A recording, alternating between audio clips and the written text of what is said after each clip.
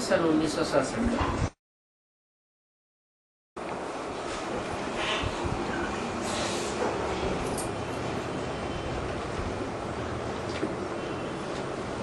ओम शांति। बच्चों को दिल के अंदर कोई प्रश्न हो तो पूछ सकते हैं।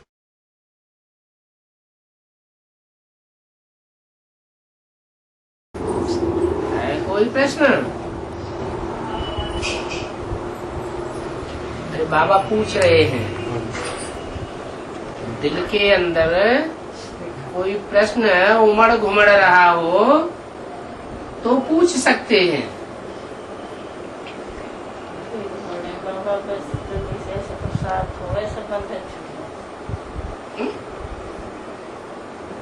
बंधन छूटने के लिए यही तो याद है। याद माना अव्यभिचारी याद, एक की याद। एक की अव्यभिचारी याद में अगर बुद्धि टिक जाए तो सारे बंधन अपने आप ही टूट जाए। एक की याद हो और एक का ज्ञान हो। याद भी अव्यभिचारी और ज्ञान भी अव्यभिचारी। अगर अनेकों से ज्ञान सुना तो क्या हो जाएगा? ज्ञान व्यभिचारी ज्ञान हो जाएगा। तो फिर और याद भी नहीं आने चाहिए क्या? याद भी एक की और ज्ञान भी एक का, तो दोनों बातें हैं नहीं। याद तो एक की टिकती नहीं है, बुद्धि तिरक जाती है।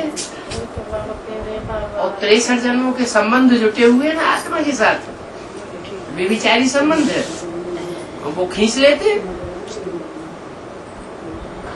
आगे बोला, आगे बच्चों को लज्जा नहीं करनी चाहिए। क्या? किस बात में?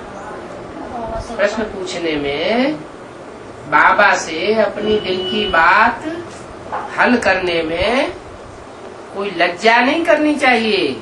बच्चों को बहुतों को समझाना है।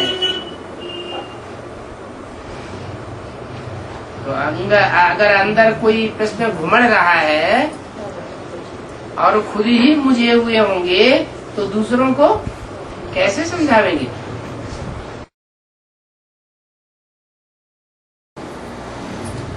कहेंगे ब्रह्मा कुमारियां ऐसी होंगी,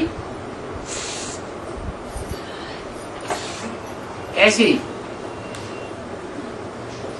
जो पूरा समझाए नहीं सकती है। पक्का बनना चाहिए। अलफ ही कहते हैं, अलफ को याद करो। क्या? अलफ माने क्या? अलफ माना अल्लाह, अल्लाह माने ऊंचा। इस दुनिया में जो भी आत्माएं हैं उनमें मनुष्य आत्मा जो देवात्मा बनती है और राक्षसी आत्मा भी बन जाती है। नीचे उठती है तो देवात्मा बनती है, नीचे गिरती है तो राक्षस बन जाती है।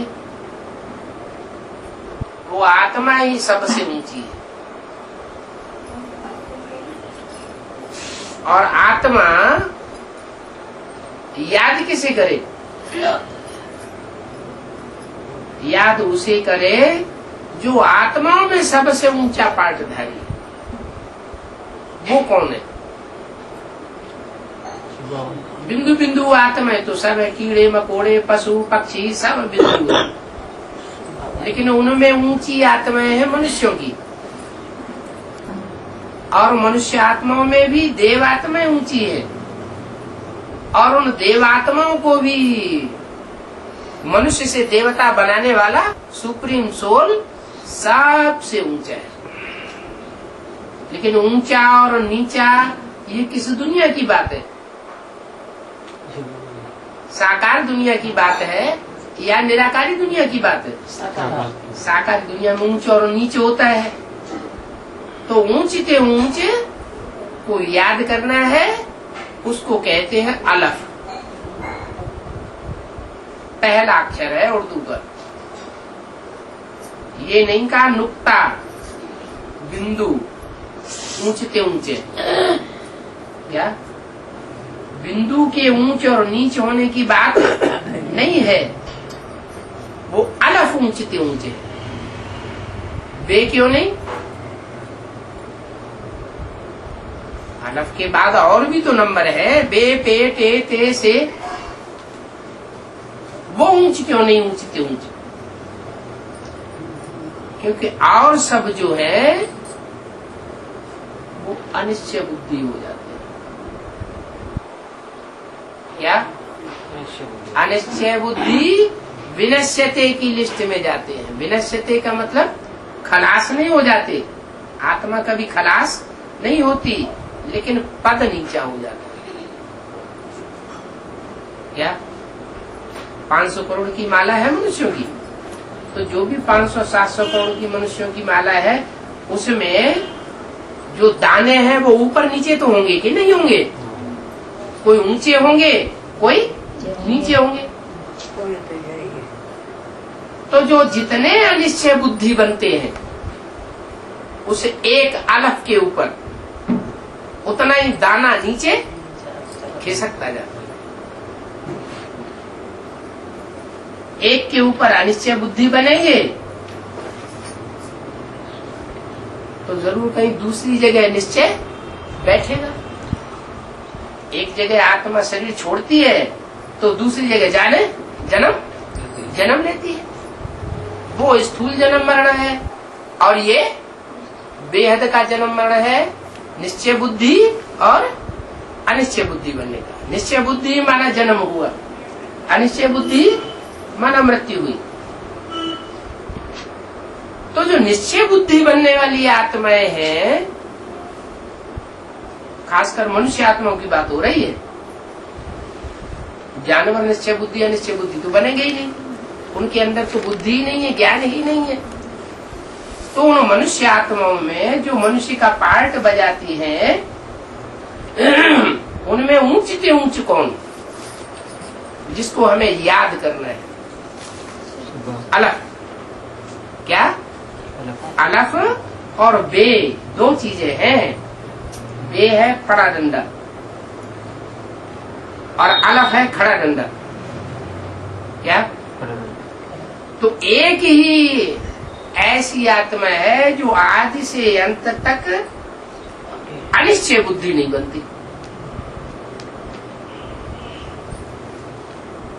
और बाकी सब आत्माएं चल जाती, घूम जाती है बुद्धि। इसलिए जो भी आसमान में 9 लाख सितारे हैं, उन 9 लाख सितारों में एक ही सितारा ऐसा माना जाता है जो अपनी जगह कभी नहीं छोड़ता। वो अपनी जगह पे दृढ़ रहता है और बाकी सब सितारे उसके आसपास घूमते रहते हैं। कोई छोटा चक्कर काटते हैं और कोई बहुत बड़ा लंबा चौड़ा चक्कर काटते हैं अनिश्चय बुद्धि का। तो बोला अलफ ही अभी कहते हैं, कोई दूसरा कहने वाला नहीं है। कहते हैं माना मुख है बोलने के लिए। सिर्फ बिंदु हो तो नहीं कहेंगे कि उनको मुख है, बिंदु कैसे बोलेगा? तो अलफ ही कहते हैं, अलफ को याद करो और कोई को याद न करो, एक को याद करो। ये रूहानी ज्ञान मनुष्य नहीं दे सकता। क्या? मनुष्य माने मनु की औलाद मनुष्य। मनु माना जिसका मन बड़ा तीखा है, तीव्र है, मनुआ जिसे कहते हैं, वो मनु की औलाद मनुष्य कहे गए। जैसे विष्णु की औलाद वैष्णव, ब्रह्मा की औलाद ब्राह्मण। एक मात्रा औलाद या फॉलोअर के अर्थ में बढ़ जाती है। तो जो मनुष्य की औलाद हुए वो मनुष्य कहे गए, और वो मनु भी एक नहीं, 4-4, 5-5 मनु गाए हुए हैं।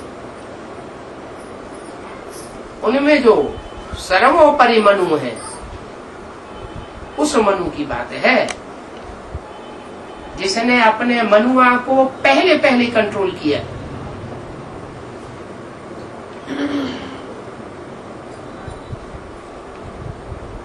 वो मनु। ब्रह्मा तो है अनेक, लेकिन उनमें प्रजापिता ब्रह्मा है सिर्फ एक, और वो प्रजापिता ब्रह्मा है हुआ पहला मनु। तो बोला ये रूहानी ज्ञान कोई मनुष्य नहीं दे सकते।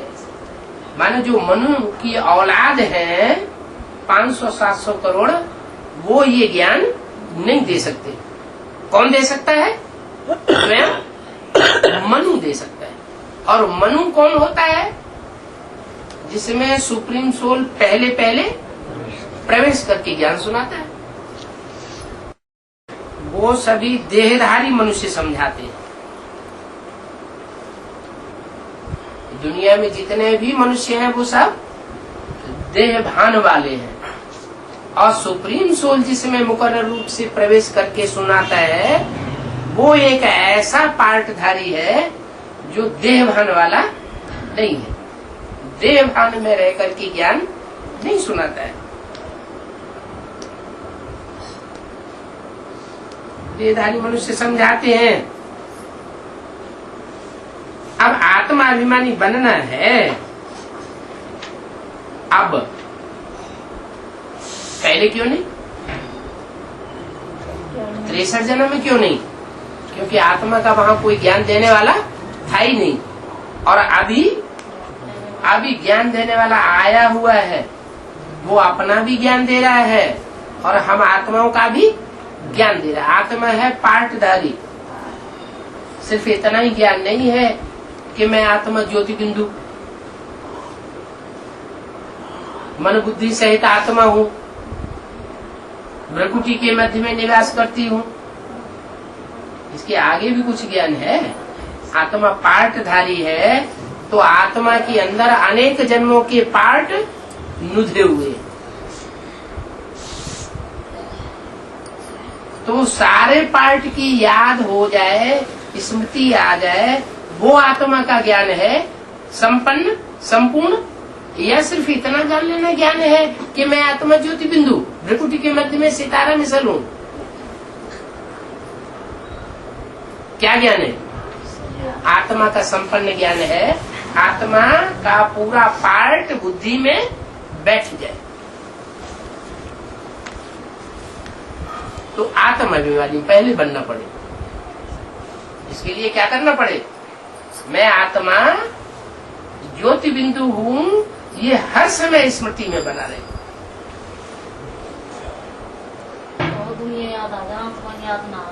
और चीजें याद है, देह याद आए, देह के संबंध याद आए, देह के पदार्थ याद आए, वो याद नहीं आना चाहिए।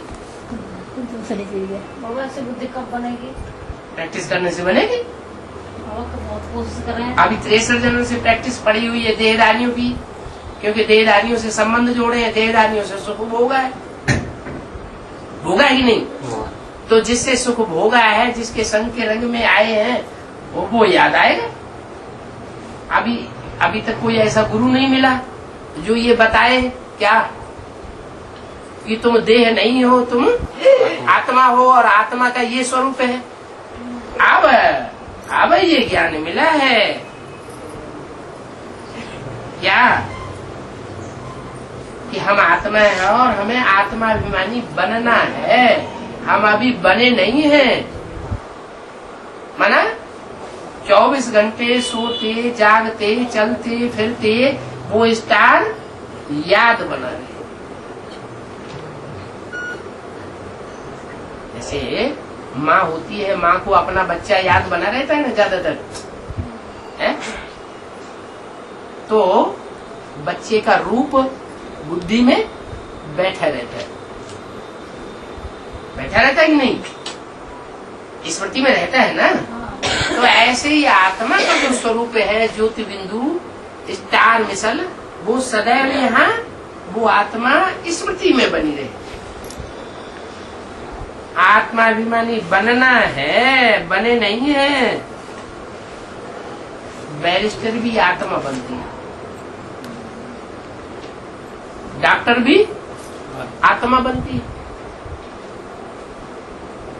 डॉक्टर कहो, मास्टर कहो, बैरिस्टर कहो, ये वो स्टार ज्योति बिंदु आत्मा पार्ट बजाती है डॉक्टर, मास्टर और बैरिस्टर का। आत्मा कहती है मैं महाराजा हूँ, वकील हूँ। कब? जब ऐसा पार्ट बजाती है। इसे क्या इशारा दिया? ये इशारा दिया कि सिर्फ इतना ही जान लेना काफी नहीं है कि मैं आत्मा ज्योति बिंदु हूँ। ये भी जानना जरूरी है कि मुझे आत्मा ने जन्म जन्मांतर कौन कौन से पार्ट बजाए। अगर ये स्मृति में आ जाए तो कहा जाएगा मैं आत्मा आत्माभिमानी बन गई।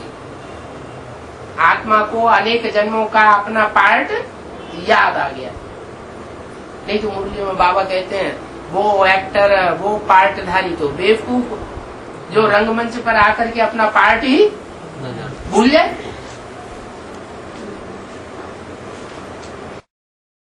अभी भी हम सब पार्टधारी जो है, ये तो मालूम है कि हम आत्मा ज्योति बिंदु है, लेकिन क्या ये मालूम है कि इस ज्योति बिंदु आत्मा ने अनेक जन्मों में क्या क्या पार्ट बजाए हैं? किस जन्म में बैरिस्टर बनी, किस जन्म में डॉक्टर बनी, किस जन्म में महाराजा बनी, राजा बनी या रानी बनी, कुछ याद आता है? अगर नहीं याद आता है तो इसका मतलब अभी आत्मा अभिमानी नहीं बनी। अभी देह के भान में ज्यादा रहते हैं। देह जो 5 तत्वों का पुतला है वो स्मृति में आ जाता है कि अपने सारे पार्ट है? याद आएंगे बाबा। अरे नहीं तो पार्टधारी नहीं है, आत्मा पार्टधारी नहीं है। ये आत्मा ये चोले लेकर के जन्म जन्मांतर पार्ट नहीं बजाती है। ये तो याद है, ये पार्ट बजा रहे हैं, बजाते हैं, लेकिन क्या क्या पार्ट बजाए वो याद नहीं। इसका मतलब देह हानि है, ये आत्माभिमानी है। आत्माभिमानी बनने की कोशिश कर रहे हैं। कोशिश कर रहे हैं ना, इसका मतलब अभी बने नहीं है ना। तो वही बाबा बता रहे हैं कि बनना है। अभी आत्माभिमानी पूरे बने नहीं है। अभी भविष्य में पुरुषार्थ करके आत्माभिमानी बनना है। क्यों नहीं बनते अभी तक? कितने साल हो गए ये ज्ञान चलते चलते? है कई साल? आखिर कितने? 70 साल हो गए। और 70 साल में अभी कोई भी छाती ठोक के नहीं कहता है कि मुझे अपने 63 जन्म 84 जन्मों का पूरा पार्ट बुद्धि में बैठ गया। बहुत संस्कारों से पता लगेगी ऐसे पाठ की। प्रूफ और प्रमाण सहित पता लगेगा, ऐसे कोई नहीं मान लेगा।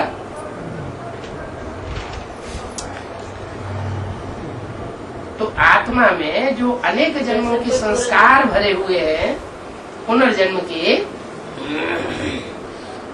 वो संस्कार, वो पार्ट, वो सारे याद आने लगे, तब कहेंगे कि आत्माभिमानी बने। इस समय परमात्मा बाप द्वारा मैं राजाओं का राजा बनता हूँ।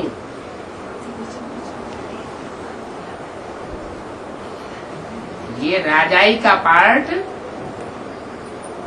और कोई नहीं सिखाता। जो भी मनुष्य मात्र गुरु हुए हैं उन्होंने सबने अधीन तो बनाया है, अपना चेला चपाटा तो बनाया है, लेकिन राजाओं का राजा किसी ने नहीं बनाया। अभी बाप आए हुए हैं, कहते हैं मैं तुमको राजाओं का राजा बनाता हूँ। वो स्कूल खुले हुए हैं, कॉलेज खुले हुए हैं, उनमें बैरिस्टर बनाते हैं, डॉक्टर बनाते हैं, टीचर बनाते हैं, इंजीनियर बनाते हैं। कितने बड़े बड़े कॉलेजेस खुले हुए हैं, यूनिवर्सिटीज खुले हुए हैं, एक जन्म के लिए बनाते हैं। और ये परमात्मा बाप क्या कहते हैं, मैं तुम्हें जन्म जन्मांतर की बादशाही देता हूँ, राजाई देता हूँ, कंट्रोलिंग पावर देता हूँ। पिछले जन्मों में तो देहधारियों का संग करते करते नीचे गिरते आए, राजाई की जगह क्या आ गई, गधाई आ गई। और मैं तुमको राजा बनाता हूँ, कंट्रोलर बनाता हूँ। ये कंट्रोल करना और दुनिया में कभी किसी ने किसी को नहीं सिखाया।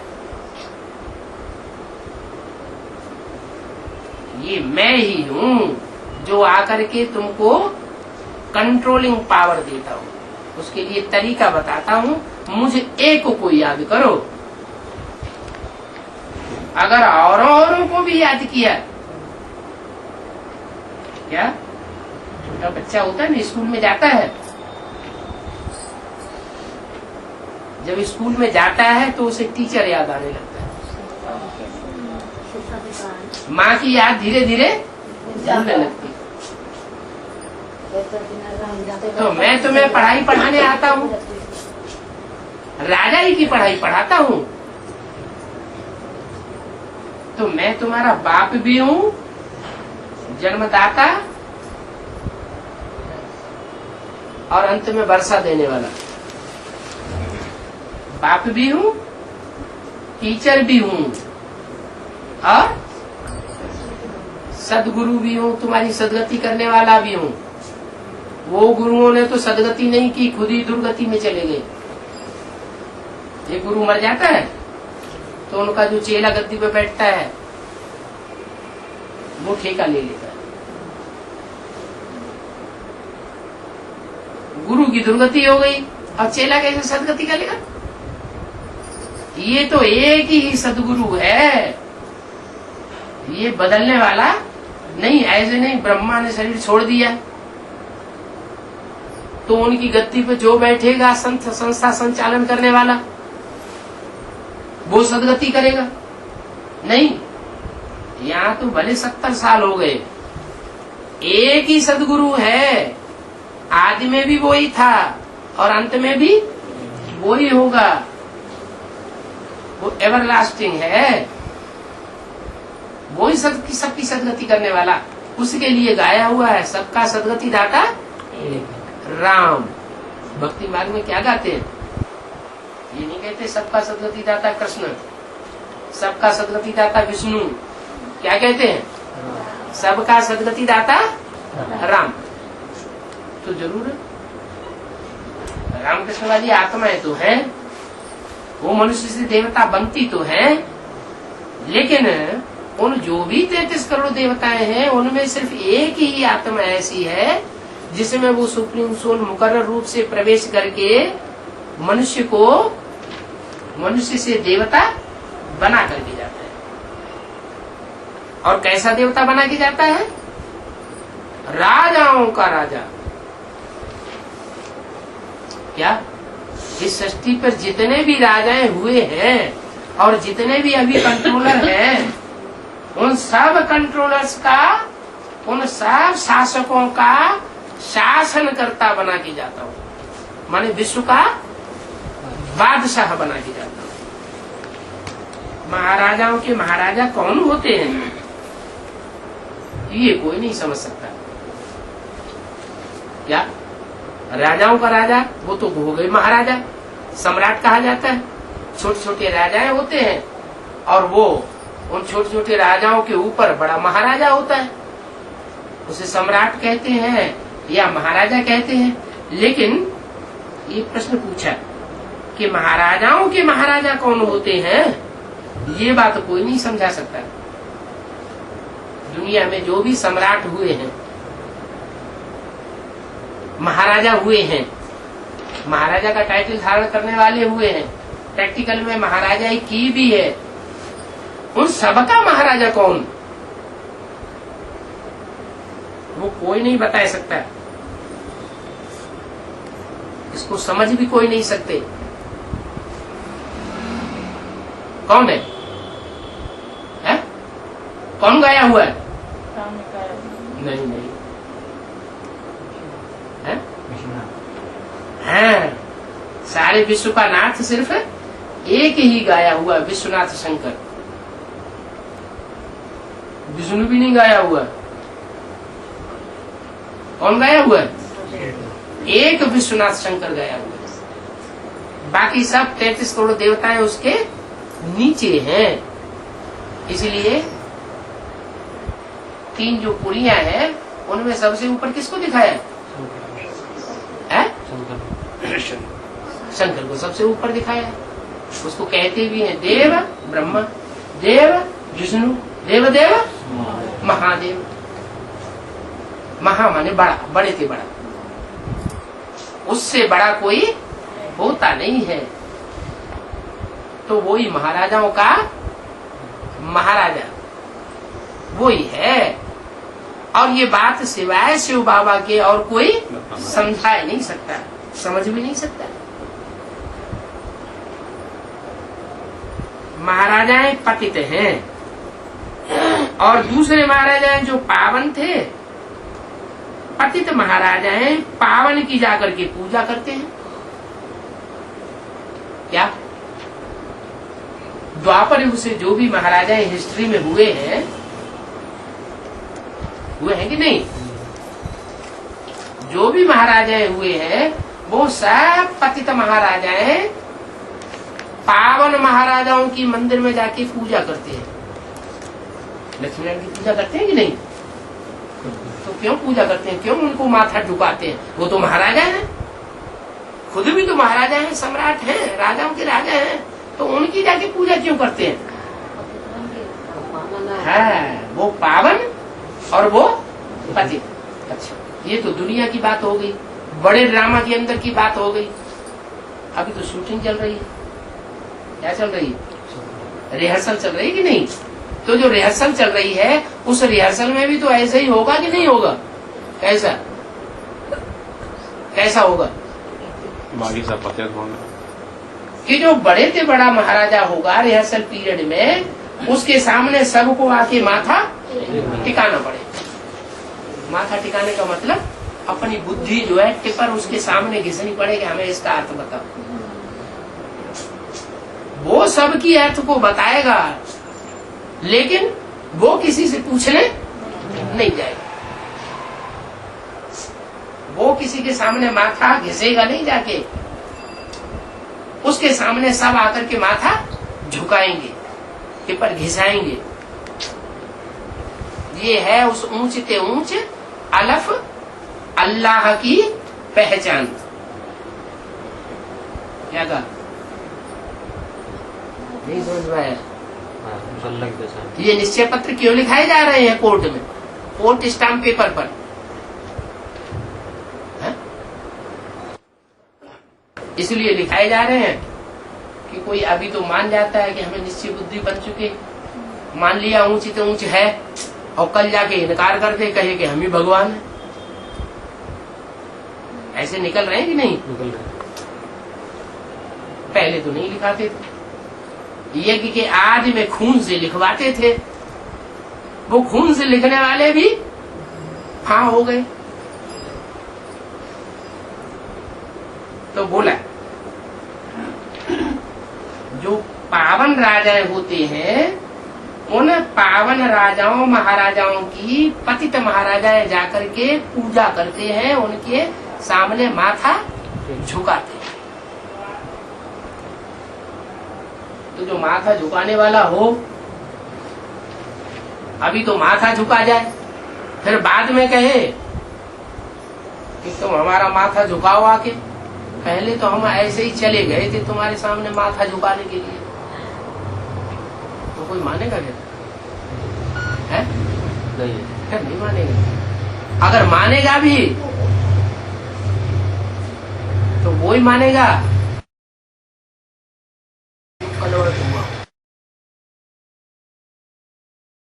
क्या?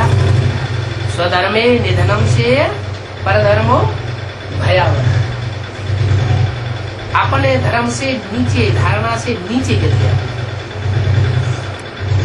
तो बोला वो महाराजाओं के महाराजा हुए ना जिनके सामने माथा डुबाते सब महाराजा, वही महाराजाओं के महाराजा हुए ना जिनके सामने सब माथा झुकाते। और जितने भी देवताएं हैं, 33 करोड़ देवताएं, उन सब देवताओं में से एक भी ऐसा नहीं है जिसकी ग्लानि शास्त्रों में न हुई हो। सिर्फ एक ही लक्ष्मी नारायण ऐसे हैं जो नर से नारायण बनते हैं, विश्व के महाराजन बनते हैं, उनकी कोई ग्लानि शास्त्रों में नहीं है। तो वही सबसे ऊंचे तो ऊंचे हुए ना, उनके मुकाबले और सब नंबरवार नीचे हुए। पतित महाराजा है, पावन की जाकर पूजा करते हैं तो वो महाराजाओं के महाराजा हुए। बाप कहते हैं तुम पूज्य पवित्र महाराजा थे, फिर अभी आकर के पुजारी बन गए। कब थे? तुम पूज्य थे, अब पुजारी बन गए। कब की बात बताई पूज्य थे?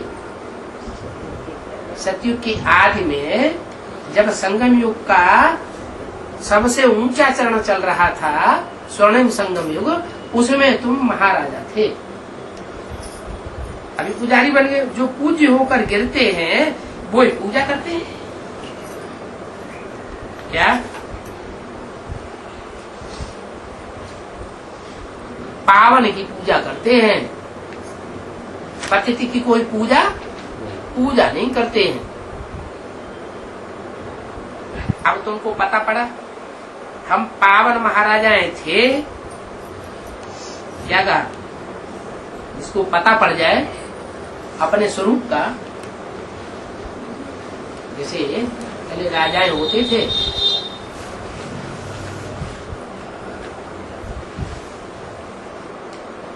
अपने बच्चे को देखते थे कि अब वयोवृद्ध हो गए महाराजा हैं, तो वो अपने बच्चे को लिख करके ताबीज बांध देते थे। अगर ऐसी कोई आशंका देखी कि हमारे वयोवृद्ध होने की वजह से कोई राजा ही हड़प लेगा, तो जो अपना बच्चा होता था उसको ताबीज बांध देते थे।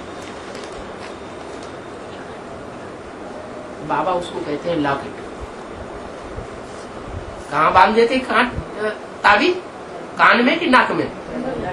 गले में बांध देते। ये परंपरा कहाँ से पड़ी?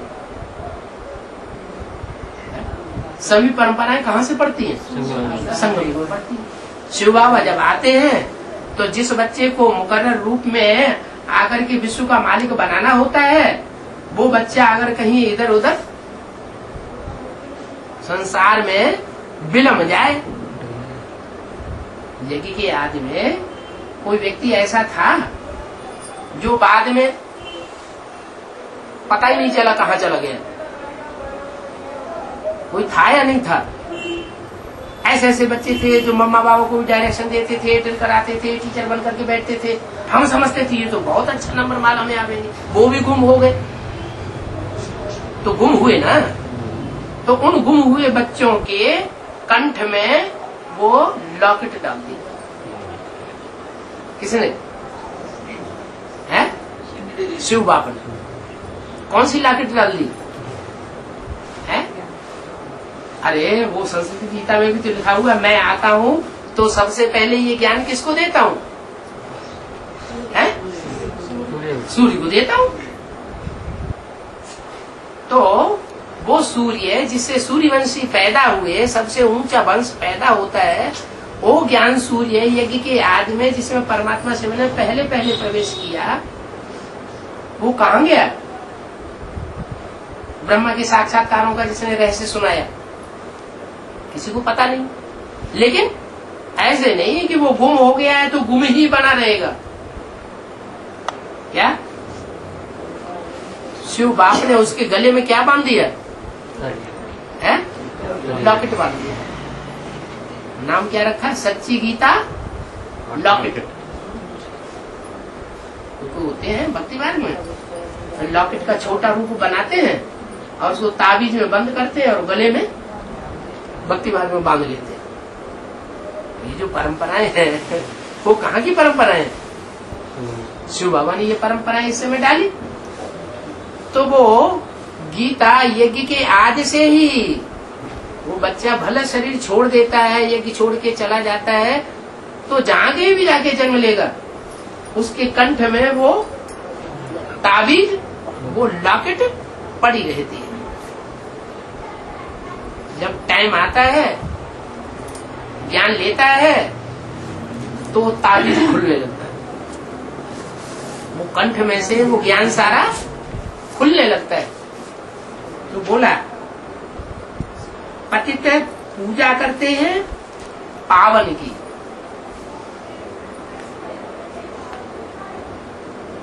पावन और पतित। अभी बाप याद दिलाते हैं, तुम बच्चे ही पहले महाराजा थे, पावन थे, अब तुमको पता पड़ा है। पहले तुमको पता नहीं था, अब तुमको पता पड़ा है कि हम पावन महाराजा थे।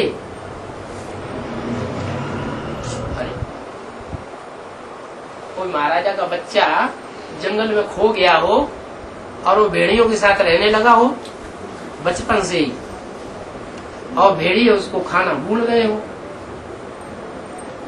अपनी जो उनका रहने का जो होती है, क्या कहते हैं उसे, मांद, उस मांद में रख दिया हो, तो भेड़ियों के साथ रहते रहते वो बच्चा भी क्या बन जाता है? भेड़ियों जैसे स्वभाव संस्कार का बन जाता है। फिर उसको संग में लाया जाए, मनुष्यों के संग में, और उसको पढ़ाई जाए और बताया जाए ये गले में जो ताबीज है इसमें देखो क्या लिखा है, ये लिखा है कि तो महाराजा के बच्चे, तो उसको नशा चढ़ेगा कि नहीं? उसको पक्का प्रूफ मिल गया ना, तो उसको नशा चढ़ जाएगा। फिर उसकी एक्ट सारी एक्ट बदलने लग पड़ेगी। तो बोला अभी तुमको पता पड़ा है हम पावन महाराजा थे, फिर अब पतित बन गए। अब पतित बन गए हैं तो दूसरों के सामने माथा टेकते कर रहे।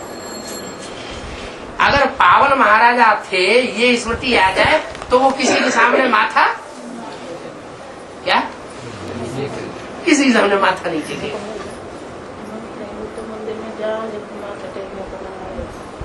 बहुत दान पुण्य करते हैं तो राजाओं के घर में, बहुत साहूकारों के घर में जाकर जन्म मिलता है। ये तो 63 जन्म की गति रही ना। 63 जन्म में भक्ति मार्ग में जिन्होंने बहुत दान पुण्य किया तो अगले जन्म में जाकर के कहाँ जन्म लेते हैं? पिछले जन्म के दान पुण्य के प्रताप से कोई महाराजा के घर में जन्म मिल जाता है। ये तो भक्ति मार्ग की बात है। लेकिन इस बात की परंपरा कहाँ से शुरू होती है? संगम युग। वो दान पुण्य तो करते हैं स्थूल चीजों का, स्थूल धन संपत्ति का, तो एक जन्म के लिए प्राप्ति होती है। और यहाँ संगम युग में तो जो अविनाशी ज्ञान धन है, गुणों का धन है, शक्तियों का धन है, वो अविनाशी ज्ञान धन परमात्मा बाप सुप्रीम सोल आकर के हम बच्चों को देते हैं। और ये धन जो अविनाशी धन है, ज्ञान रत्नों का, गुण रत्नों का, शक्तियों का, वो जितना जितना हम दूसरों को बांटेंगे तो रिजल्ट क्या होगा? उतने बड़े राजा महाराजा 21 जन्म तक बनते रहेंगे। वो भक्ति मार्ग में एक जन्म बनते हैं, एक जन्म दान पुण्य करते हैं तो एक जन्म महाराजा बनते हैं। क्या ऐसी ऐसी तपस्या करते हैं, ऐसा ऐसा त्याग करते हैं तो तप कर राजा बनते हैं। और राजा एक जन्म बन के फिर प्रारब्ध भोग ली, खलास हो गया। तप कर फिर राजा बन करके पाप करते हैं, क्योंकि देह अभिमान तो होता है ना द्वापर युग में, कलयुग में पाप करते हैं। पाप करके फिर नरक में गिरते, क्या नरक में गिरते हैं। तप कर राज कर नरका, जो नरक में गिरते हैं तो जरूर उन्होंने फिर तपस्या की होगी ना। वो तपस्या किसने सिखाई आकर शुरुआत में? वो शिव बाबा आकर के अभी तपस्या करना सिखाते हैं, दान पुण्य असली करना अभी सिखाते हैं। ऐसे पुण्यात्मा तुम्हारे जैसे और दुनिया में कोई नहीं बनते, ऐसे महादानी तुम्हारे सिवाय और कोई बनते नहीं है। इसलिए बाबा कहते हैं खूब दान करो, क्या कंजूस नहीं बनो कि ज्ञान सुन लिया और घर में बैठ गए, या दूसरों को सुनाने लग पड़े हम बड़े प्रकांड विद्वान हैं, और उनको अपना चेला बनाना शुरू कर दिया। यही ज्ञान सुनाया, यही उसकी प्रारब्ध लेना शुरू कर दिया। नहीं, दे कुएं में डाल, क्या कोई इच्छा नहीं, इच्छा मात्रम अविद्या। क्यों? कि जो दिया वो अपना थोड़ा ही दिया, किसका दिया? शिव बाबा ने दिया, और वो ही हमने दूसरे को दिया। हमने दिया उसका उजूर हमको मिल जाता है, तो उसमें अहंकार किस बात का? बोला जो दान पुण्य करते हैं राजाओं के घर में जन्म लेते हैं, बहुत साहूकारों के घर में जाकर के जन्म ले लेते हैं। कम दान पुण्य किया होगा तो साहूकारों के घर में जन्म मिलेगा। मिला बहुत कुछ माँ बाप से, लेकिन दिया कुछ नहीं किसी को, तो अगले जन्म में फिर गरीब बनेंगे, साहूकार बनेंगे, फिर गरीब बनेंगे। तो बोला तुम अविनाशी ज्ञान रत्न दान करते हो, वो तो भक्ति मार्ग में विनाशी ज्ञान धन, वो विनाशी धन दान करते हैं, तब राजा बनते हैं। और तुम अविनाशी ज्ञान रत्न दान करते हो तो महाराजा महारानी बनते हो, और वो भी नरक में नहीं बनते हो। कहाँ बनते हो? है तो ऊंचे धाम में बनते हो, स्वर्ग धाम में तुम जाकर के महाराजा बनते हो। भक्ति मार्ग और ज्ञान मार्ग में देखो कितना फर्क है। वहां पुरुषार्थ करते हैं तो एक जन्म में बनते हो, भक्ति मार्ग में पढ़ाई पढ़ते हैं तो एक जन्म में बैरिस्टर बनते हैं, डॉक्टर बनते हैं, वकील बनते हैं। और यहाँ एक जन्म हम भगवान की रहबरी में पढ़ाई पढ़ते हैं और अनेक जन्म की प्रारब्ध प्राप्त। कितना अंतर हो गया उस पढ़ाई में, जो मनुष्यों की पढ़ाई होती है और भगवान आकर के जो पढ़ाई पढ़ाता है, उसमें कितना प्राप्ति का फर्क हो जाता है। आप समझाते हैं, मैं तुम बच्चों को महाराजा का महाराजा बनाता हूँ। क्या कहा? अभी तक कहीं क्या सुना होगा मुरली में, राजाओं का राजा महाराजा बनाता हूँ। अभी क्या बोला? मैं तुमको महाराजाओं का भी महाराजा बनाता हूँ। मनुष्य तो कह नहीं सकते ये बात, वो ये बात कैसे कहेंगे? क्या कि मैं तुमको महाराजाओं का भी महाराजा बनाता हूँ? क्यों नहीं कह सकते मनुष्य? है? अरे वो खुद ही महाराजा नहीं है। इस आखिरी जगह में तो सब आकर के सब प्रजा बन गए। कोई राजा महाराजा देखने में आ रहे हैं? रावण राज्य ऐसा फैलता है कि सारी दुनिया को अधीन करके बैठता है। राजा महाराजा क्या बनाएगा? बाप अगर भी राजा महाराजा बनाते हैं, राजा महाराजा होते हैं स्वाधीन। और इस दुनिया में सब मनुष्य बन गए पराधीन, दूसरों के अधीन बन गए ना। तो जो पराधीन है उसको राजा कहेंगे?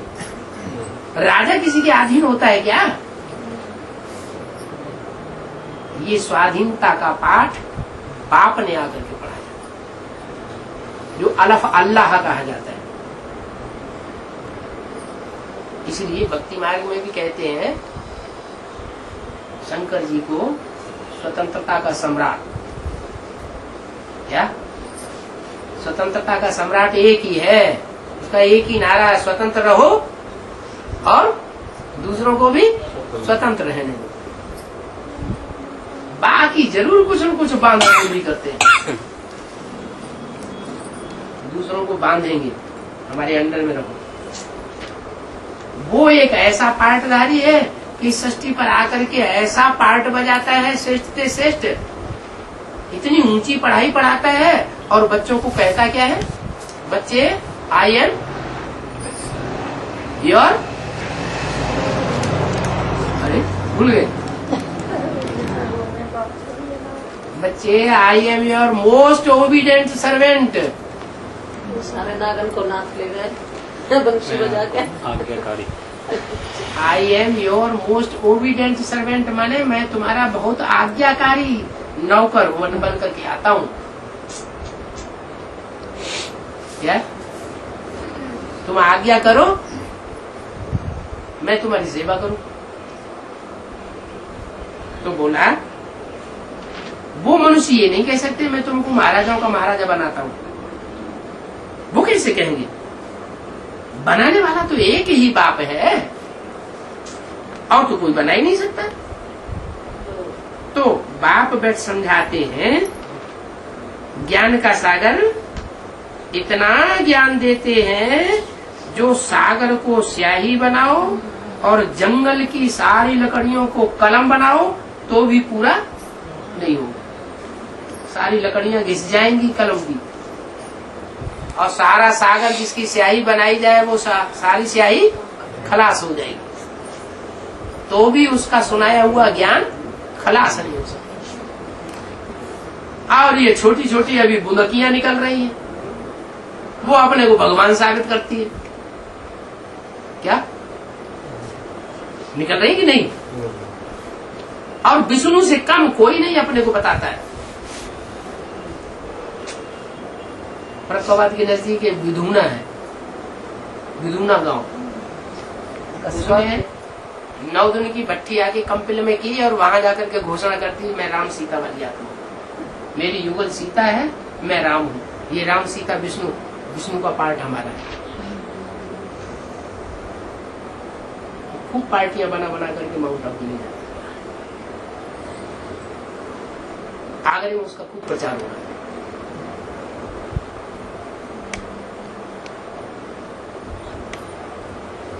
उस है कहाँ करी हमने कंपिल, देखो और एक निकले उसी में से, उसी पार्टी में से, विधुना की पार्टी में से। वो मथुरा में आजकल किसी एक बड़े ऑफिसर की कन्या ब्रह्म कुमारी बन गई, तो उससे उन्होंने कोर्ट मैरिज कर लिया। कोर्ट मैरिज करने के बाद उनका ये नशा चढ़ा, उनको नारायणी नशा चढ़ गया, और वो मुकुट बांध करके पीले कपड़े पहन करके अभी भी झांझ मृदंग बजीरा बजाते हैं और माता इकट्ठी हो जाती है और पार्टियां ले जाते हैं माउंट आबू बसें भर के। वो भी लक्ष्मी नारायण बने बैठे, वो भी विष्णु का पार्ट हो गया। और दशरथ पटेल को तो सभी जानते हैं, एडवांस पार्टी। वो अपने को विष्णु, उन्होंने अपने को साबित कर दिया। कैसे साबित कर दिया? दिल्ली में जिस समय एडवांस पार्टी का काम चल रहा था, विजय विहार में मकान बन रहा था, तो बेसिक नाली में से एक माता निकली थी एडवांस में। क्या? सुषमा माता। 6 बच्चों की माता, और उसने एडवांस ज्ञान में आने के बाद घर बार छोड़ दिया। बाबा तो कभी ऐसा सिखाते नहीं। बाबा तो कहते घरगस्त में रहो, तो अपना ही घर बार तोड़ दोगे तो लक्ष्मी नारायण का मंदिर कैसे बनाओगे। तो पति को छोड़ दिया, पति की बात नहीं मानी, घर वालों की बात नहीं मानी, और एडवांस में जोर शोर से चल पड़ी।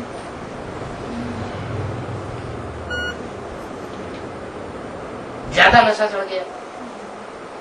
फिर क्या हुआ, हर आत्मा पहले सतो प्रधान भी होती है, फिर रजो प्रधान तमो प्रधान भी बनती है।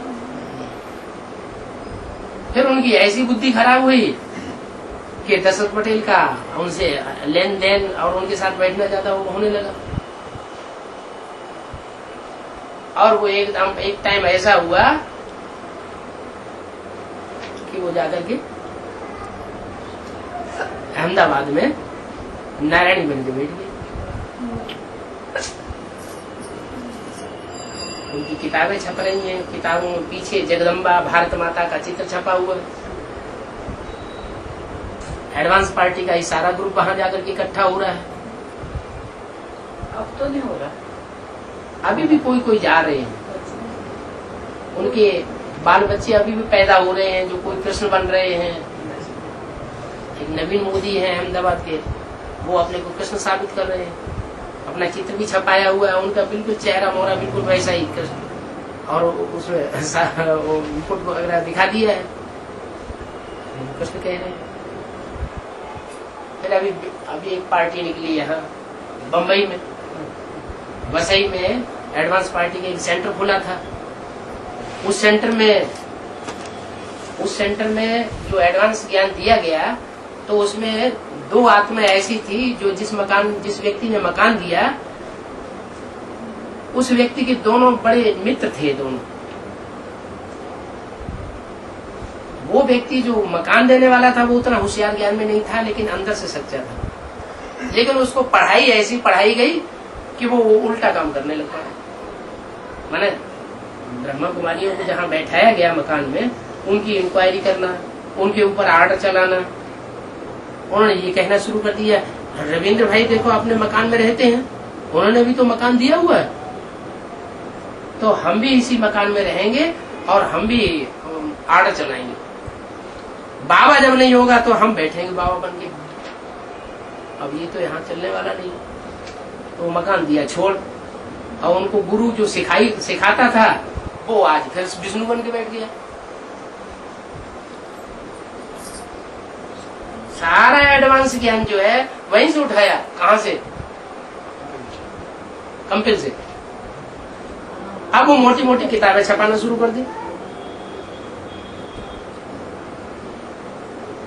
उनमें ज्ञान सारा पॉइंट सारे ही वही हैं, वही एडवांस पार्टी के, लेकिन उनको ऐसा अर्थ मोड़ मोड़ करके उनको बेवकूफ बनाया गया कि लोग थोड़ा सुनते हैं, उसमें आधी तो होती है ग्लानि की बातें।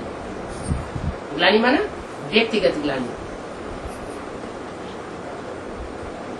वो विष्णु तैयार हो गए, औरंगाबाद पूरा सफाचट हो गया एडवांस पार्टी से। अहमदनगर आधा खत्म हो गया। नागपुर में अभी हमला हो रहा है।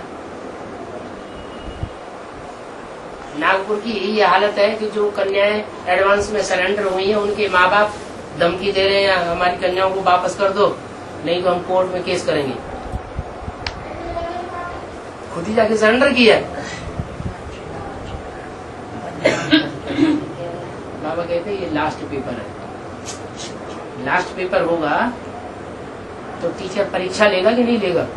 तुमने जो ज्ञान अभी तक सुना है, इतना विशाल ज्ञान है, जिसके लिए बाबा कहते हैं सागर को स्याही बनाओ और जंगल को कलम बनाओ, तो भी ये ज्ञान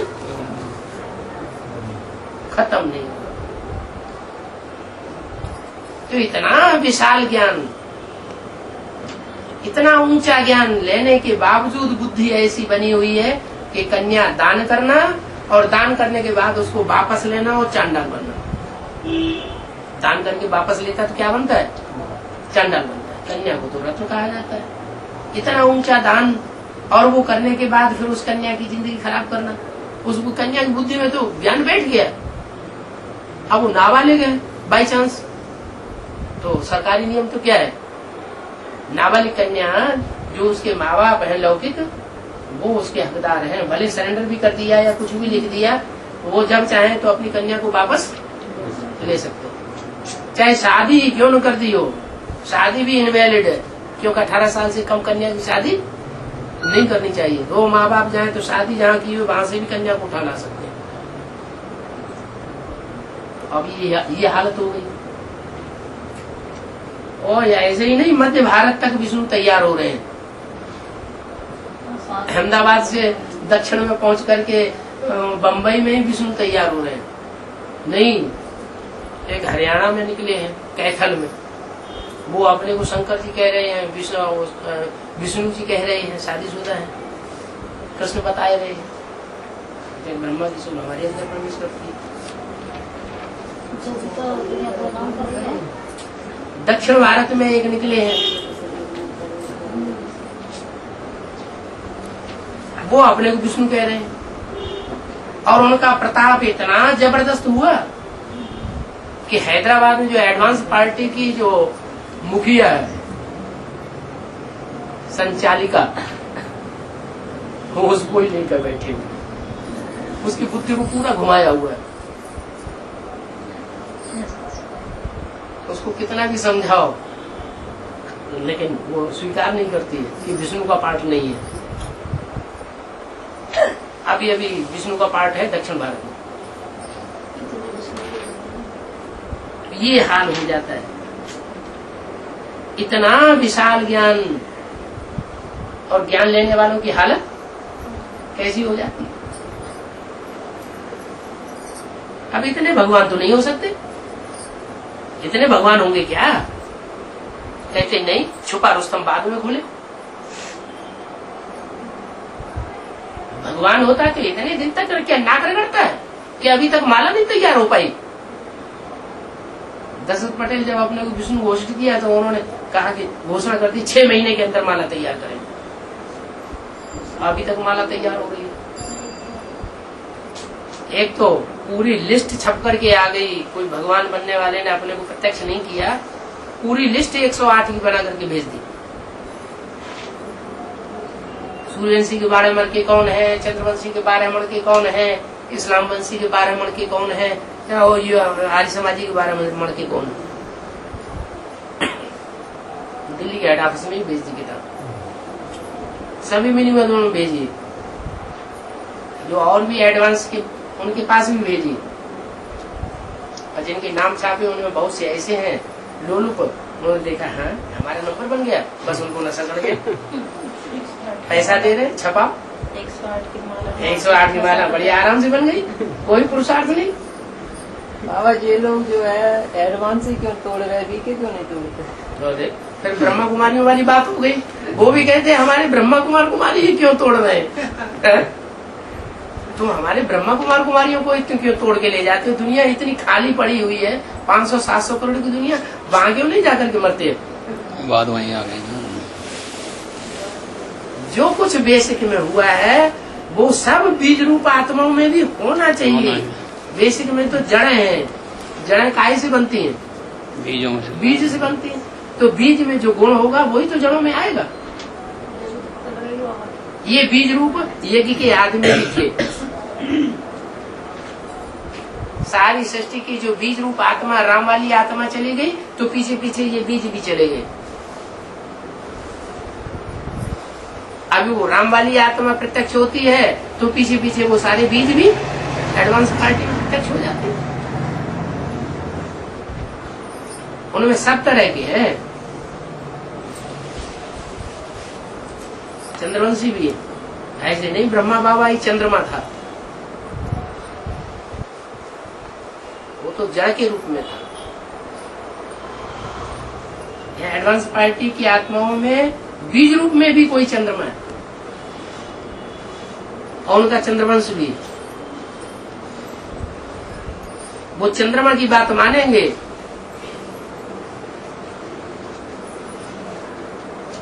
ऊंचे ऊंच पारणधारी भगवान शंकर भी आ जाए तो उसकी बात नहीं मानेगा।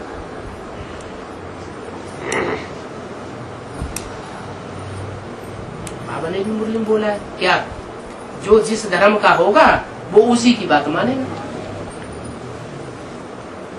और कोई की बात नहीं मानेगा। कहते भी है चाहे ब्रह्मा भी उतर आए तो भी हम कोई की बात, हम ब्रह्मा की भी बात मानने वाले नहीं। तो बताया इतना विशाल ज्ञान है लेकिन सहज बहुत है। अरे ये क्या बात हो गई, इतना विशाल ज्ञान और सहज कैसे, इतना सहज कैसे हो सकता है। इतना सहज है कि लूले लंगड़े अंधे कोढ़े काने कुब्जे सबको इस ज्ञान को उठा सकते हैं। माताएं जो काका का भी नहीं पढ़ी हुई होती है वो भी इस ज्ञान को उठा लेती है, होशियार बन जाती है। वो दीदी दादियां कोई खास पढ़ी लिखी नहीं थी, उनको बाबा ने पढ़ाई लिखाई पढ़ाई थोड़ी बहुत। आज इतनी बड़ी संस्था वो कंट्रोल कर रही। वो तो जड़े हैं, उन जड़ों से भी पावरफुल पार्ट बजाने वाली आत्माएं अभी एडवांस पार्टी में, जो उससे भी बड़ा हुजूम दुनिया में तैयार करने वाली है। क्या ब्रह्मा कुमारियों का जो हुजूम है वो तो बहुत छोटा सा है और जो उनका मर्तबा है वो बहुत थोड़ा सा है। अभी एडवांस पार्टी जब अपने प्रभाव में पहुंचेगी तो बहुत बड़ा रूप होने वाला है। और उसमें भी माताएं काम करेंगी, माताएं कंट्रोल करेंगी, क्योंकि माताओं का मर्तबा बाप पढ़ाने के लिए आया हुआ है।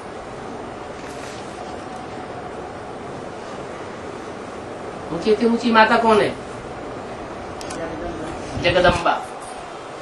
तो जगदम्बा जी की दादियों के मुकाबले, जो वर्तमान की चीजें हैं उनके मुकाबले कई गुना बड़ा रूप धारण करने वाली, कई गुना मान मर्तबा धारण करके संसार में प्रत्यक्ष होने वाली।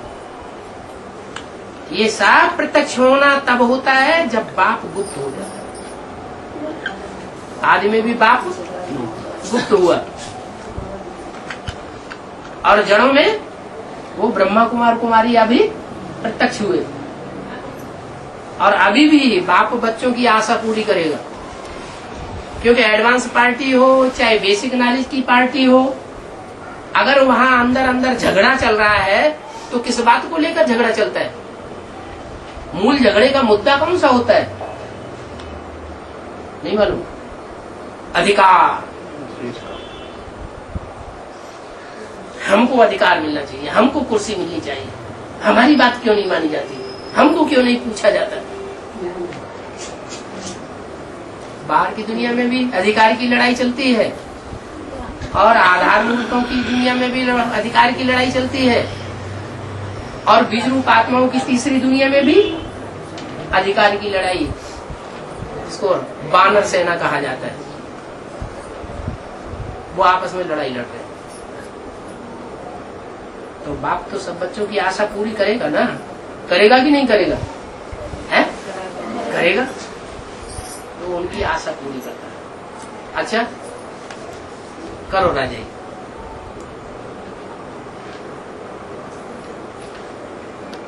लेकिन अंत में क्या होता है, माताओं का खूब मर्तबा बढ़ाते हैं, बढ़ते बढ़ते बढ़ते बढ़ते फिर अंत में क्या करते हैं, अरे सीढ़ी का चित्र भूल गए हैं, डूबी जा नहीं होती है। फिर जब वो देवियां राक्षसी का रूप धारण करती है, तामसी रूप धारण करती है, तो फिर उनको डुबो दिया जाता है, क्योंकि जब सत्य प्रत्यक्ष होता है तो वो सब डूब जाते हैं। और सत्य है एक, ऐसे नहीं कि तीन दादियां तिरंगे झंडे में बैठाई दी जाए और वो त्रिमूर्ति शिव बन जाएगा। तीन मूर्तियां शिव बन जाएगी क्या, 3 मूर्तियां ऊंचते ऊंचे भगवान पाप बन जाएंगी क्या? नहीं, 3 मूर्तियों में एक ही मूर्ति सबसे ऊंची से ऊंची है जो भगवान के रूप में संसार में प्रत्यक्ष हो सकती है। तो बाप अंत में फिर प्रत्यक्ष होता है और प्रत्यक्ष होकर के एक तरफ आखिरी स्थापना का नजारा और आखिरी विनाश का नजारा होता है और नई दुनिया की स्थापना। बाबा संपूर्ण संसार जो है प्रत्यक्षता को महसूस करेगा, उसके बाद विनाश होगा। अरे 500-700 करोड़ मनुष्य आत्मा भगवान बाप के बच्चे नहीं है तो वो तो जो बच्चों को बाप का परिचय ही नहीं मिले और दुनिया का विनाश हो जाए, ये ठीक बात है? हैं? तो गलत बात है। जो भी 500-700 करोड़ मनुष्य आत्माएं हैं, भगवान बाप के बच्चे हैं, उनको सबको आकर के वो मौका देता है कि नर से नारायण बनूं, मनुष्य से देवता बनूं। अब जो पुरुषार्थ करते हैं सो बनते हैं नंबर बार, कोई तो सुनते भी नहीं है। क्या टाइम? जब आप संपन्न बनेंगे तभी विनाश हो जाएगा। अरे पहले संपन्न बनने की होनी चाहिए, इच्छा होनी चाहिए, या पहले विनाश होने की इच्छा होनी चाहिए? है? पहले अपनी तो चिंता करें, पहले स्वचिंतन करें। बाहर की दुनिया का परिचिंतन क्यों इतना कर रहे हैं कि दुनिया का विनाश कब होगा? सब समाधान हुआ पड़ा है? बाबा के सामने बैठे तो सब समाधान हो जाता है। बाहर की दुनिया में गए, संग का रंग लगा और बुद्धि पलटी। घर वाले तो अभी सुनने की तैयारी ना है, घर वाले तो अभी सुनने की तैयारी ना। आपको तो वरदान मिल गया कि आपका पूरा का पूरा परिवार एडवांस में चलेगा। आप क्यों चिंता कर रहे हैं? यहाँ इतने लोग बैठे हुए हैं, इनमें से आपके लिए कौन कहेगा कि आपने आपको इतनी आत्मा यहाँ बैठी हुई है, कोई आपके लिए उंगली उठाता है या रेखा माता के लिए उंगली उठाता है कि इनमें आपको है? क्यों बताता है कोई? तो आप अपनी आत्मज्ञान क्यों कर रहे हैं? श्रेष्ठ बाबा के बच्चे बने तो अपने नशा रहना चाहिए। सपने देखते हैं मुरली में आप ही बैठे हो, 2-3 बार देखा है, और अकेले बैठे हो, एक मैं बैठा हूँ और कोई नहीं दिखाई देता। अरे एक शिव बाबा, दूसरा कोई और कोई दिखाई नहीं। एक तू और एक मैं। अच्छी बात है ना? है? इस नशे में रहना चाहिए। हवा योग में बैठते हैं तो मन एक जगह नहीं लगता, इधर इधर भटकता रहता। ऐसा जन्म खूब बगाया होगा तो भागेगा नहीं, एकदम कंट्रोल हो जाएगा। आखिरी दिनों में हैं? आखिरी दिनों में जबरदस्ती मन के उतना ही अभ्यास करना पड़ेगा जितना भगाने का अभ्यास किया, उतना ही स्थिर करने का अभ्यास करना पड़ेगा। याद में बैठ जाओ, मुरली सुन लो, बाबा की कैसेट लगा दो, ज्यादा दुखी मन हो तो खुशी आ जाएगी अंदर। और कुछ नहीं तो सच्चे दिल से कोई आत्माओं को सुनाना शुरू कर दो ज्ञान, तो भी खुशी आ जाएगी। क्योंकि सेवा का फल है मेवा, खुशी। सेवा करेंगे तो खुशी का मेवा मिलेगा। तीन ही रास्ते हैं दुखी मन को सुखी करने के, और सब विनाशी रास्ते। लोग खुशी पैदा करने के लिए धन कमाने में लगे हुए हैं कि ज्यादा धन हमारे पास होगा, बैंक बैलेंस होगा तो हम बहुत खुश हो जाएंगे। वो भी दान तो ढूंढना वो सब जरूरी झूठा है। रास्ता है। इसलिए सच्चा रास्ता है बाबा की याद, बाबा का ज्ञान, रमण करना, और जो ज्ञान सुना है और दूसरों को सेवा। तो विदा काहे की है? जो सारे भाई बहन टूट गए, सबके हिसाब किताब पता नहीं क्या अटक गए। काहे की टूट गए? सब अमरनाथ के बच्चे हैं, कौन मर जाएंगे? इस टाइम तो सभी का हिसाब किताब आगे आ रहा है। क्या उमेश भाई, ये जो भी भाई थे सब पांडव भवन आपने बनाया, सारे तो खत्म हो गया। पांडव ने हमने थोड़ा ही बनाया, उन्होंने पूछा तो हमने कहा ओके कर दिया, अच्छा बना। पांडव बनाना कोई खराब इस बात टाइम तो है? उनकी हालत खराब हो रही है। दिल्ली में तो पांडवों का यादगार बना हुआ है, पांडवों का किला। तो पांडव नहीं बनने देंगे। वो हिम्मत करे पांडव बनाने की तो क्या अब ये सभी हिम्मत वाले, ये सब बेहिम्मत वाले हो रहे हैं इस टाइम, कोई नहीं रख रहा अभी हिम्मत है। चलो आप हिम्मत वाले बने रहेंगे तो सब तैयार हो जाएंगे। घर में माता तैयार बनी रहे तो बच्चे और ढेर सारे पैदा हो जाएंगे, बन जाएंगे। यहाँ तो दादी अम्मा काकी अम्मा सब फरीदाबाद में तैयार है, सब बैठे हुए हैं अभी। नहीं बाबा, नाम बाद में बता रहे हैं, बाद में निकलेगा सारा फरीदाबाद, अभी तो कोई नहीं निकल रहा। आबाद नाम जब आया है बाद में, आबाद तो